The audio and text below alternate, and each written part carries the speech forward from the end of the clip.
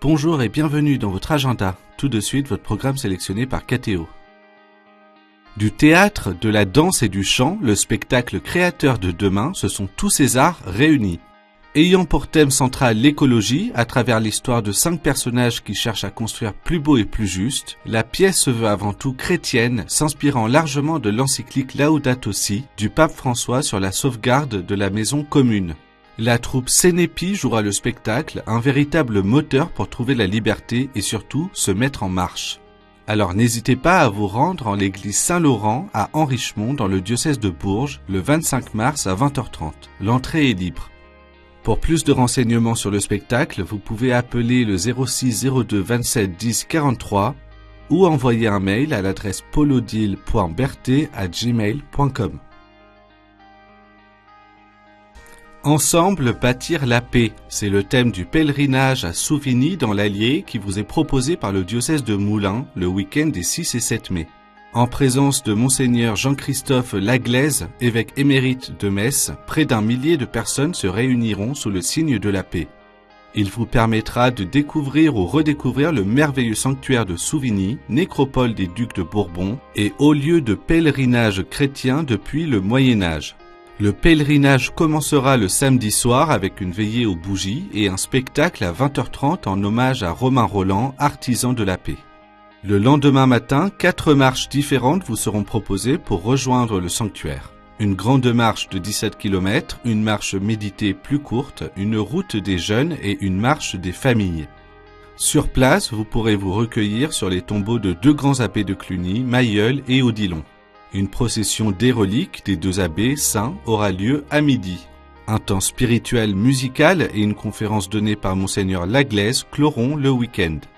Vous retrouverez les informations sur le site souvigny-sanctuairedelapaix.com.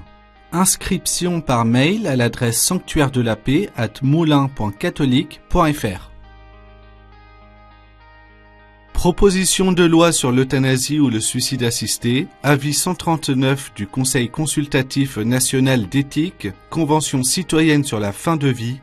La question de la mort et d'une mort digne est source de nombreux débats en France actuellement. Vous aussi, ce sujet vous touche peut-être dans votre vie personnelle et vous interroge. Vous avez l'occasion de participer à une table ronde sur cette question le 23 mars, organisée par la pastorale de la santé du diocèse des Yvelines. Rendez-vous au Chêné, près de Versailles, à 20h30 pour une soirée de réflexion autour des enjeux pour penser la fin de vie. Pour donner des pistes de réflexion, plusieurs intervenants seront présents. Le père Yann Lelay, théologien et curé de la paroisse Sainte-Élisabeth de Versailles, Florian Laguin, maître de conférences en philosophie dans une université parisienne et 2 médecins spécialisés en soins palliatifs. Plus d'informations sur catholique78.fr, rubrique Agenda. Une récollection de la pastorale de la santé de Nancy ouverte à tous sur le thème « Nous avons répondu à un appel, nous sommes en mission avec nos peurs, nos limites, nos défauts ». À la lumière de ce qu'ont vécu des personnages de l'Ancien Testament et l'équipe des apôtres, regardons comment les dépasser. Le 30 mars, de 9h à 16h à la maison diocésaine de Nancy, vous êtes invités, que vous soyez un acteur de la santé ou non, à une journée de récollection au cœur du carême animée par le père Dominique Byrne. Vous pouvez vous inscrire jusqu'au 20 mars, soit par téléphone au 06 72 31 13 71, soit par mail à l'adresse pastosanté@catholique-nancy.fr.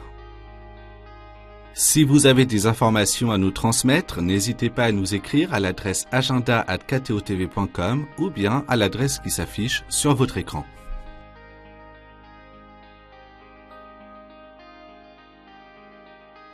On se quitte en musique avec un extrait de Chasseur d'âmes, interprété par Patrice Martineau et spécialement créé pour la prochaine béatification du père Henri Planchat, martyr de la commune. L'équipe de KTO se joint à moi pour vous souhaiter une excellente journée.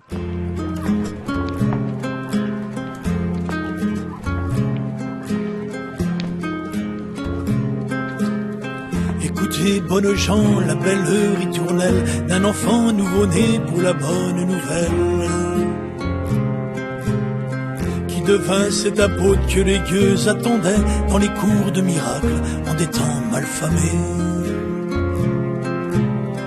comme jadis Saint-Vincent dans les rues de Paris, sur le pavé battu par les vents ennemis, au chevet des parias, des pour-compte laissés, la charité en mire, au bout du chapelet.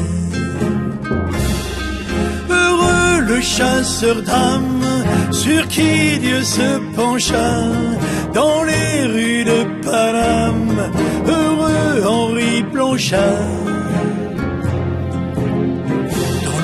De ce siècle où toute exploitation des enfants des 6 ans ne posait pas question.